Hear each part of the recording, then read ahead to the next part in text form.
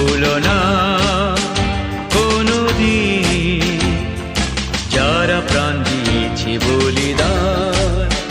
ভুলো না, ভুলো না কোনোদিন যারা প্রাণ দিয়েছে বলিদান।